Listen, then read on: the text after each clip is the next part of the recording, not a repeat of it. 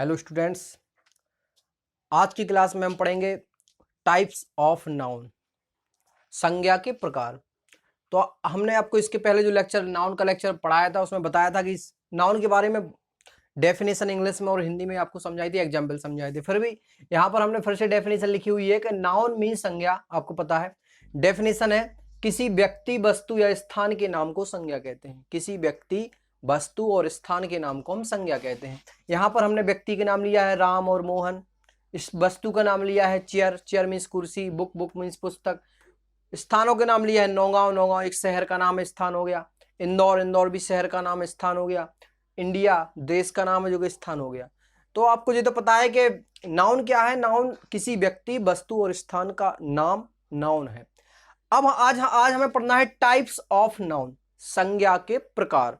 Noun कितने प्रकार की होती हैं? तो आधुनिक व्याकरण के अनुसार नाउन के 3 प्रकार माने जाते हैं। वैसे तो नाउन के 5 प्रकार होते हैं, लेकिन आधुनिक व्याकरण के अनुसार नाउन के 3 प्रकार माने जाते हैं। मैं आपको इस वीडियो में आधुनिक व्याकरण के अनुसार भी नाउन के प्रकार पढ़ाऊंगा और पुरानी व्याकरण के अनुसार भी। तो यहां पर जो आधुनिक व्याकरण के अनुसार नाउन के 3 प्रकार हैं, वो पहला है प्रॉपर नाउन मीन्स व्यक्तिवाचक संज्ञा, दूसरा है काउंटेबल नाउन मीन्स गणनीय संज्ञा, और तीसरा है अनकाउंटेबल नाउन मीन्स अगणनीय संज्ञा। आपको हिंदी में पता होगा कि आ एक उपसर्ग के रूप में हम यूज करते हैं। आ का अर्थ होता है नहीं। जैसे हम लिखते हैं ज्ञानी, ज्ञानी जिसको ज्ञान हो उसको ज्ञानी कहा जाता है। लेकिन यदि हम उसमें आ लगा दें उसके पहले तो हो जाता है अज्ञानी। अज्ञानी का मतलब होता है जिसको ज्ञान ना हो। अर्थात जो यहां पर आ है वो निषेधात्मक उपसर्ग है, यानी यहां जहां पर जिसके आगे आ लग जाता है उसमें नहीं का अर्थ जुड़ जाता है। इसलिए यहां पर जो काउंटेबल नाउन लिखा है उसका मतलब है गणनीय संज्ञा, और अनकाउंटेबल नाउन लिखा है उसका मतलब है अगणनीय संज्ञा। गणनीय का मतलब होता है जिसको हम गिन सकते हैं, अर्थात काउंटेबल नाउन ऐसी नाउन जिसको हम गिन सकते हैं, और अनकाउंटेबल नाउन ऐसी नाउन जिसको हम नहीं गिन सकते हैं। और प्रॉपर नाउन व्यक्तिवाचक संज्ञा। प्रॉपर नाउन होता है किसी नाउन के खास नाम को हम व्यक्तिवाचक संज्ञा कहते हैं। अभी हम इनकी आपको डेफिनेशन एंड एग्जाम्पल दोनों समझाएंगे। और तो आधुनिक व्याकरण के अनुसार नाउन 3 प्रकार की होती है, लेकिन जो पारंपरिक व्याकरण है उसके अनुसार नाउन के 5 प्रकार हैं। कितने प्रकार हैं? 5 प्रकार हैं। पहला है proper noun. Proper noun means व्यक्तिवाचक संज्ञा। दूसरा है कॉमन नाउन मीन्स जातिवाचक संज्ञा। तीसरा है collective noun. Collective noun means समूहवाचक संज्ञा। चौथा है material noun. Material noun means धातुवाचक या पदार्थवाचक संज्ञा। पांचवा है abstract noun. Abstract noun means भाववाचक या गुणवाचक संज्ञा। एक बार फिर से रिपीट करते हैं। पहला है प्रॉपर नाउन, दूसरा है कॉमन नाउन, तीसरा है कलेक्टिव नाउन, चौथा है मटेरियल नाउन, और पांचवा है एब्स्ट्रैक्ट नाउन।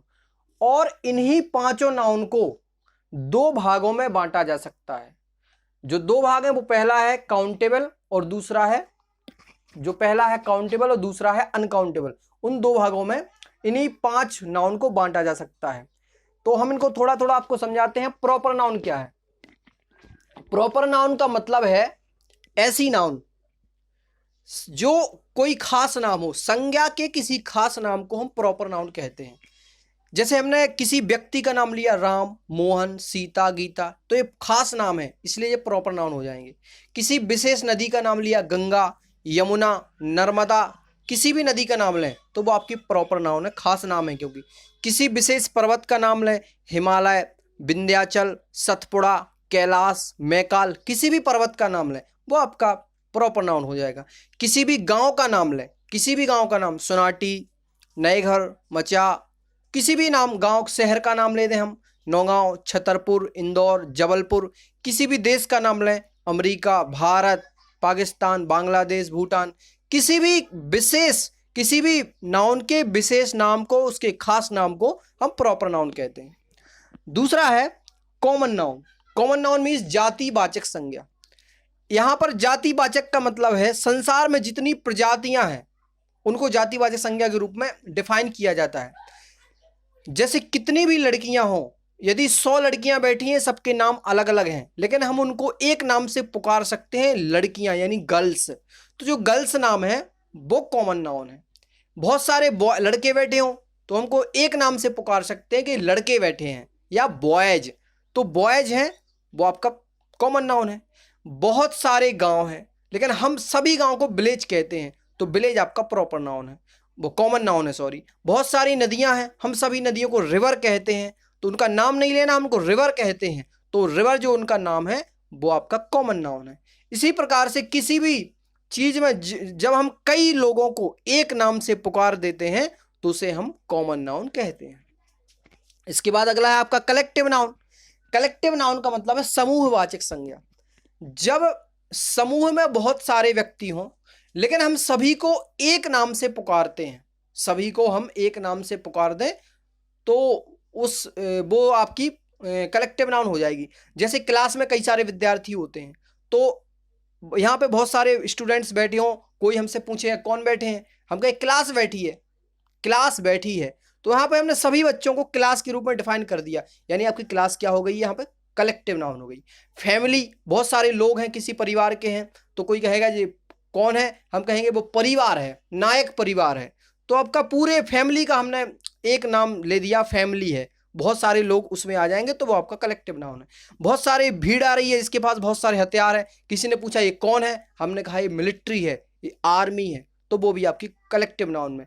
तो ऐसे नाउन जिसमें बहुत सारे लोग समूह में इकट्ठे होते हैं, ट्रूप मीन्स दल, टीम खिलाड़ी टीम के जो होते हैं उनको पूरे को क्या कहा जाता है, टीम कहा जाता है। तो ऐसे नाउन जिसमें बहुत सारे लोग एक साथ शामिल होते हैं उसको हम कलेक्टिव नाउन कहते हैं। इसके बाद है मटेरियल नाउन। मटेरियल नाउन मतलब धातुवाचक या पदार्थवाचक संज्ञा। तो मटेरियल नाउन ऐसी वस्तुओं को कहा जाता है जिनसे हम कोई सामान बनाते हैं। जैसे आयरन, आयरन मीन्स लोहा, लोहा से बहुत सारी चीजें बनती हैं, लकड़ी बनती है, वो खिड़की बनती हैं, दरवाजे बनते हैं, कुर्सियां बनती हैं। लकड़ी, लकड़ी से बहुत सारी, वुड मीन्स लकड़ी, लकड़ी से बहुत सारी चीजें बनती हैं। दूध, दूध से बहुत सारी चीजें बनती हैं। तो ये सब आपकी सोना, चांदी, पीतल, तांबा, कांसा, ये सभी आपके मटेरियल नाउन में आ जाते हैं। इसके बाद है आपका abstract noun. Abstract noun means होता है भाववाचक या गुणवाचक संज्ञा। एब्स्ट्रैक्ट नाउन ऐसी संज्ञाओं को कहा जाता है जो किसी गुण, दशा या कर्म को दर्शाती है। प्रसन्नता, खुशी, दुख, बहादुरी, ईमानदारी, इन चीजों को हम महसूस कर सकते हैं परंतु छू नहीं सकते हैं, ना देख सकते हैं, महसूस किया जा सकता है। सच्चाई, बेईमानी, तो ऐसी चीजें आपकी जो गुणदशा कर्म को बताती हैं, गरीबी, अमीरी, बुद्धिमानी, मूर्खता, ये सभी चीजें आपकी एब्स्ट्रैक्ट नाउन के अंतर्गत आ जाती हैं। अब इन्हीं नाउन को हम दो प्रकार में डिवाइड कर सकते हैं। इन पांचों नाउन को दो भागों में बांटा जा सकता है, जो कि अभी हम पहले आधुनिक प्रकार में पढ़ चुके हैं। जिसका पहला है आपका काउंटेबल नाउन, मीन्स गणनीय संज्ञा, और दूसरा है आपका अनकाउंटेबल नाउन, मीन्स अगणनीय संज्ञा। तो हम आपको पहले भी बता चुके हैं कि गणनीय संज्ञा, काउंटेबल नाउन का मतलब जिस संज्ञा को गिन सकते हैं वो गणनीय संज्ञा है। यहाँ पर जो आपकी कॉमन नाउन है और कलेक्टिव नाउन है, ये दोनों ही गणनीय संज्ञाएं होती हैं, और मटेरियल नाउन भी कभी कभी गणनीय संज्ञा हो जाती है। पर जो आपकी एब्स्ट्रैक्ट नाउन है वो अगणनीय है, आप गरीबी को गिन नहीं सकते हैं। आप ये नहीं कह सकते हो कोई कितने गरीब है, 3 गरीब है कि 4 गरीब है। वो गरीब है, अधिक गरीब हो सकता है या कम गरीब हो सकता है, पर हम उसको गिन नहीं सकते हैं। इसी प्रकार से खुशी, आप किसी से नहीं कह सकते आप कितने खुश हैं, आप 5 खुश हैं, आप 6 खुश हैं, बोल सकते हो क्या? नहीं बोल सकते ना। आप पूछोगे आप कितने खुश हैं तो बताएगा मैं बहुत खुश हूं।